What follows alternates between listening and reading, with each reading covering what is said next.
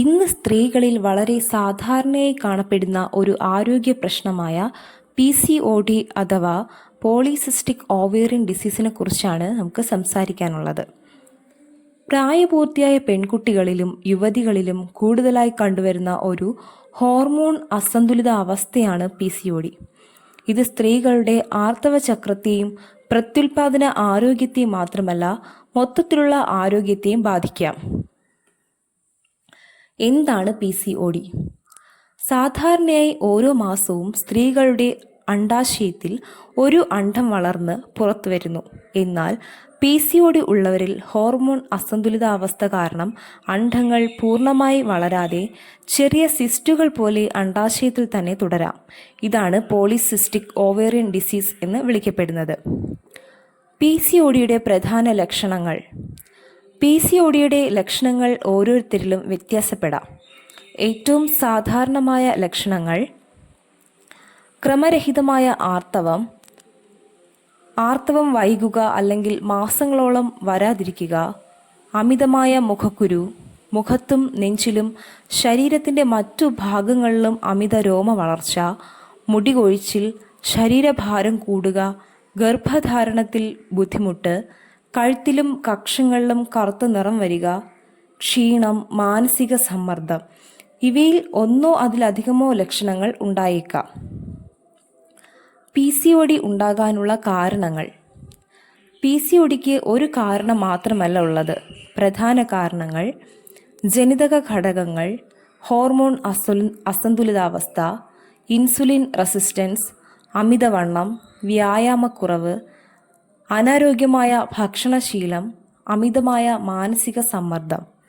കുടുംബത്തിൽ അമ്മയ്ക്കോ സഹോദരിക്കോ PCOD ഉണ്ടെങ്കിൽ സാധ്യത കൂടുതലായിരിക്കും. PCOD ശരീരത്തെ എങ്ങനെ ബാധിക്കുന്നു? PCOD വെറും ആർത്തവ പ്രശ്നമല്ല.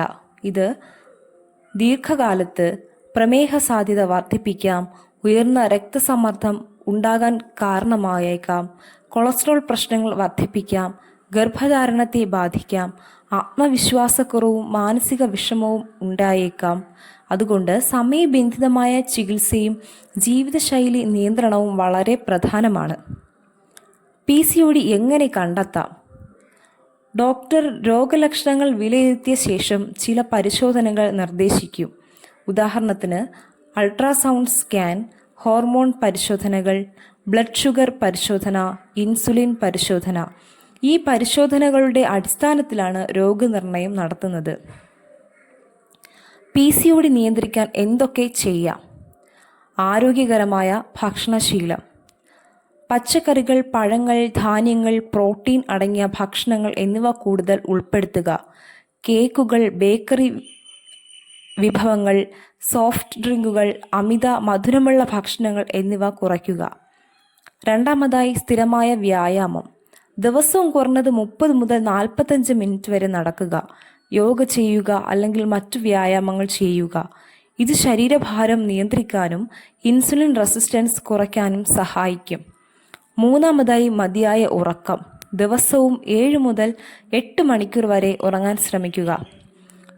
നാലാമതായി, മാനസിക സമ്മർദ്ദം കുറയ്ക്കുക. ധ്യാനം, യോഗ, വായന, ഇഷ്ടമുള്ള പ്രവർത്തനങ്ങൾ എന്നിവ സമ്മർദ്ദം കുറയ്ക്കാൻ സഹായിക്കും. PCODയും ഗർഭധാരണവും. PCOD ഉള്ള എല്ലാ സ്ത്രീകൾക്കും ഗർഭധാരണ പ്രശ്നങ്ങൾ ഉണ്ടാകണമെന്നില്ല. എന്നാൽ ചിലരിൽ അണ്ഡോൽപാദനം ക്രമരഹിതമാകുന്നതിനാൽ ഗർഭധാരണം വൈകാം. ശരിയായ ചികിത്സയും ജീവിതശൈലി മാറ്റങ്ങളും സ്വീകരിച്ചാൽ പലർക്കും വിജയകരമായി ഗർഭം ധരിക്കാൻ സാധിക്കുന്നതാണ്. PCOD ഇന്ന് വളരെ സാധാരണമായ ഒരു അവസ്ഥയാണ്. എന്നാൽ ഇത് ഭയപ്പെടേണ്ട രോഗമല്ല. സമയബന്ധിതമായ രോഗനിർണയം, ആരോഗ്യകരമായ ഭക്ഷണരീതി, സ്ഥിരമായ വ്യായാമം, ശരിയായ ചികിത്സ എന്നിവയിലൂടെ PCOD ഫലപ്രദമായി നിയന്ത്രിക്കാൻ കഴിയും. നിങ്ങൾക്ക് ക്രമരഹിതമായ ആർത്തവം, അമിതഭാരം, മുഖക്കുരു, മുടികൊഴിച്ചിൽ തുടങ്ങിയ ലക്ഷണങ്ങൾ ഉണ്ടെങ്കിൽ അവ അവഗണിക്കാതെ ഡോക്ടറെ സമീപിക്കുക. ആരോഗ്യകരമായ ജീവിതശൈലിയാണ് PCOD നിയന്ത്രണത്തിൻ്റെ ആദ്യപടി.